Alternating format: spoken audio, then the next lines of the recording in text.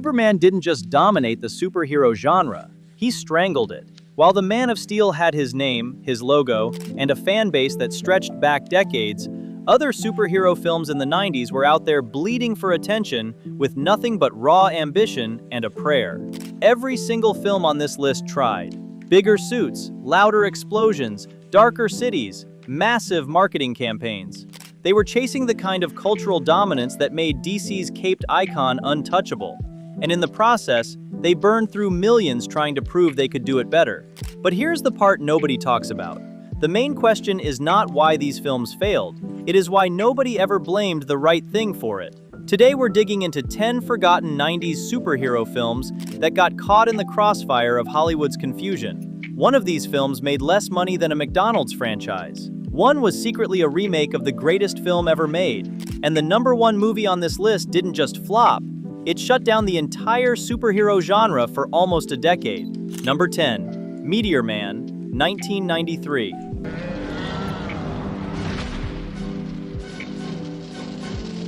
Robert Townsend did something in 1993 that absolutely nobody in Hollywood was willing to do. He created a black superhero for a mainstream audience, wrote the script himself, directed it himself, and then stepped in front of the camera to play the lead role.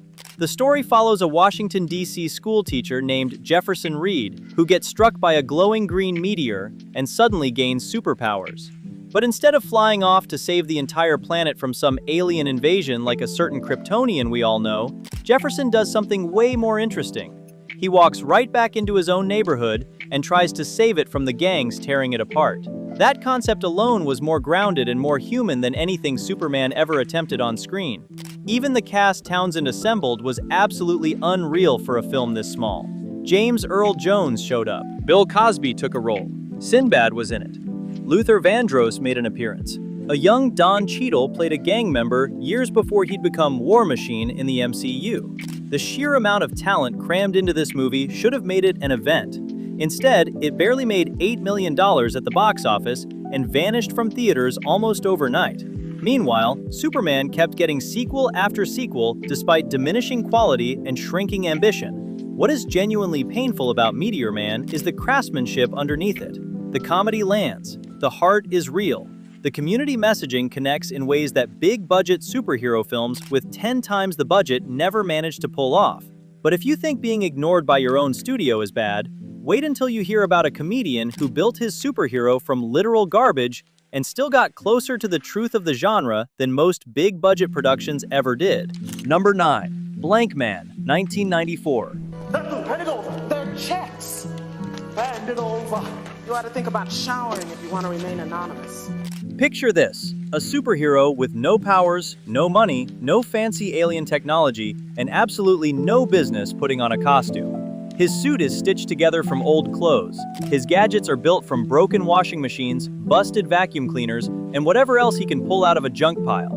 He has zero training, zero resources, and the only thing keeping him going is the stubborn belief that one person can make a difference. Damon Wayans was riding high off the massive success of In Living Color when he decided to pour his energy into this passion project. He co-wrote the script and fought to get it greenlit at a time when studios had zero interest in a low-budget superhero comedy with a black lead. Hollywood wasn't buying it. Executives didn't see the market for it.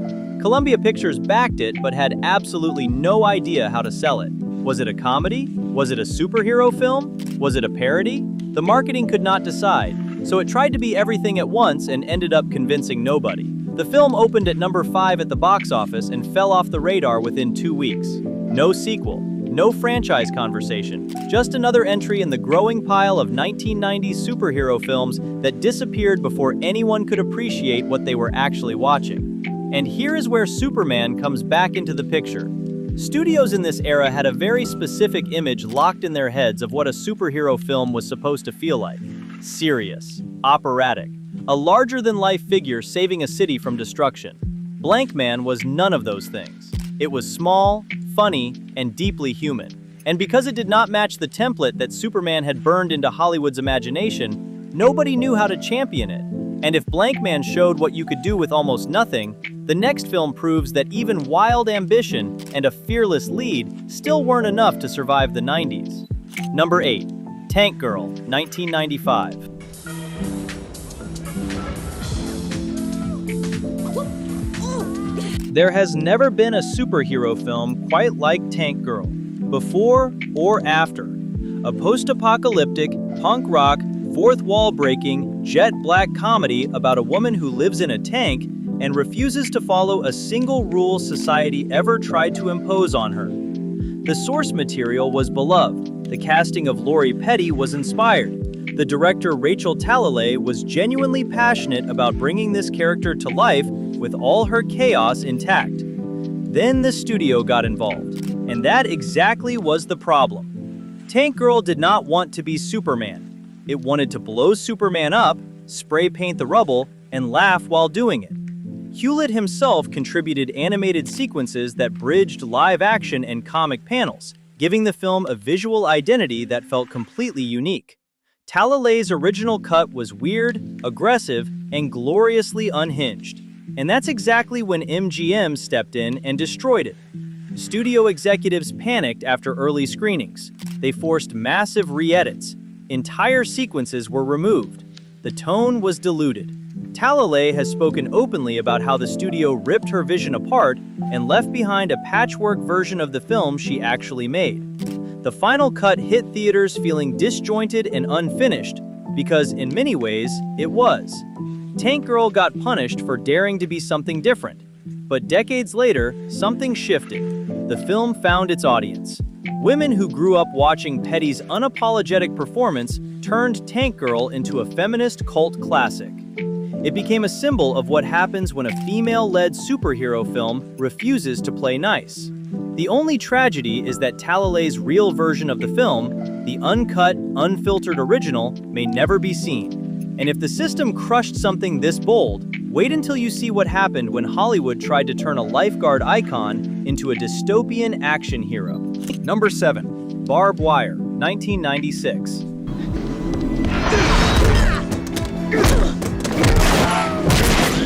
Here's something that will completely change the way you think about this film. Barb Wire is a secret remake of Casablanca, not loosely inspired, not vaguely similar. The plot structure is literally the same movie. A nightclub owner in a war-torn city gets dragged into a dangerous conflict involving former lovers and political fugitives trying to escape. Casablanca set it in World War II Morocco. Barb Wire moved it to a dystopian 2017 America torn apart by a second civil war. That's a genuinely fascinating creative choice that absolutely nobody ever talks about, because every single conversation about this film starts and ends with 3 words: Pamela Anderson. Gramercy Pictures looked at the cultural moment in 1996 and made a calculated decision. Pamela Anderson was the most recognizable woman on the planet. Baywatch was pulling in 1 billion viewers worldwide. Dark Horse Comics had a genuinely interesting action heroine sitting in their catalog. Put those two things together, spend $9 million, and watch the money roll in. That was the entire plan, and it shows in every single frame of this film. The film leaned heavily into stylized action, slow-motion entrances, futuristic politics, and heavy attitude. It wanted to be dangerous. It wanted to be provocative. It wanted to prove that superheroes did not have to be Boy Scouts in capes. In a decade where studios were still chasing the iconic shadow of DC's most famous hero, Barb Wire tried to flip the formula upside down, and that ambition came at a cost. Critics tore it apart. Many felt the story was thin, and the style overwhelmed the substance. Audiences did not connect with the dystopian setting or the attempted emotional stakes. Despite the marketing push and Anderson's global recognition from Baywatch, it opened at number 8 at the box office and collapsed almost immediately. Notice the pattern? Every single one of these films tried something Superman never did, and every single one got punished for it. And the next film on this list had a far more iconic image and somehow managed to waste it just as completely. Number 6. The Shadow, 1994. The Shadow knows. Before Superman, before Batman, Hollywood thought an even older legend could dominate the screen. Lamont Cranston, also known as The Shadow, was a 1930s pulp hero who lurked in darkness, fought criminals using fear and psychological manipulation, and operated from the shadows of New York City. Sound familiar? Bob Kane and Bill Finger have openly acknowledged the Shadow's influence on Batman's creation. So when Universal decided to bring this character to the big screen in 1994, they weren't adapting some random obscure property. They were adapting the godfather of dark superheroes, and they handed the role to Alec Baldwin. But what followed was one of the most expensive missed opportunities of the entire decade. Universal poured $40 million into the production, and every dollar showed up on screen. The period setting was ambitious. The production design was genuinely gorgeous, recreating 1930s Manhattan with a level of craft and detail that deserved a far better film wrapped around it. The costumes, the lighting, the set design, all of it was crafted with a level of care that no superhero film in the 90s ever came close to matching. But timing destroyed everything. The Shadow landed right between Batman Returns and Batman Forever. Audiences in 1994 only had room in their heads for one dark, brooding hero, and Batman owned that space completely. The film recovered its budget but was considered a commercial disappointment, and Universal quietly shelved any plans for a sequel. One and done. No franchise, no second chance. And what comes after is a film had every advantage imaginable on paper and still couldn't find its audience. Number 5. The Phantom, 1996. The Phantom is the oldest masked superhero in comic strip history. He debuted in 1936, 4 years before Batman, 3 years before Superman, and has been published continuously for nearly 9 decades across multiple countries. The Phantom predates the Man of Steel, he predates Batman, he predates virtually every costumed hero that modern audiences recognize. And unlike those characters, the Phantom had no superpowers at all. He was just a man carrying on a centuries-old family legacy of fighting evil in the fictional African country of Bengala. The legend of the ghost who walks was passed down from father to son for over 400 years. Every new Phantom wore the same suit, creating the myth that he was immortal. That concept alone is richer and more layered than anything in Superman's origin story. Everything about this film screamed genuine effort. The locations were lush, the action was well staged. The tone was refreshingly optimistic at a time when every other superhero movie was trying to be brooding and complex. In fact, Paramount invested $45 million into the production and set the film in the 1930s with an adventure serial tone. The history was there. The mythology was absolutely there. What was not there was an audience that had any idea who this character was. The marketing campaign tried to position the Phantom as a fun, adventurous throwback action film. But a purple, skin-tight suit in 1996 was a very difficult visual sell to a mainstream American audience raised on the iconography of Superman's primary colors and Batman's imposing black armor. The Phantom's costume had no armor, no gadgets, no dramatic silhouette, just a man in purple spandex with a skull belt buckle and 2 horses. The Phantom tried extremely hard to build a timeless icon for a new generation. It leaned into destiny, ancient bloodlines, and heroic symbolism. Yet instead of feeling monumental, it felt out of sync with its time. Number 4. Steel, 1997. Krém? A pénz a világ krémje. Csak tudni... This is where the blame Superman conversation starts to get uncomfortable. Steel was not just another comic adaptation. It was a direct extension of DC mythology. The character was introduced in the famous Death of Superman storyline in the comics. He was literally created to carry the torch after Superman fell. So when Warner Brothers released Steel in 1997, the intention was obvious. Build a new heroic symbol. Keep the legacy alive. Prove DC could still dominate the big screen. The film followed John Henry Irons, a weapons designer who builds a high-tech suit and hammer to stop criminals using his stolen technology. No alien origin, no super strength from the sun. Just human ingenuity and armored ambition. And then Warner Brothers made a bold casting move. They handed the project to Shaquille O'Neal. The practical problems were immediate and visible. Shaq stands 7 feet 1 inch tall. The steel armor costume built for him was so rigid and restrictive that he physically could not bend his knees properly during filming. Action sequences that required basic mobility became logistical challenges that the budget could not solve. The hammer weapon, central to the character's comic book identity, looked dramatically different on screen than it did on the page in ways that frustrated fans immediately. The film opened at number 13 at the box office on its debut weekend. It earned just over $1.7 million in its entire theatrical run.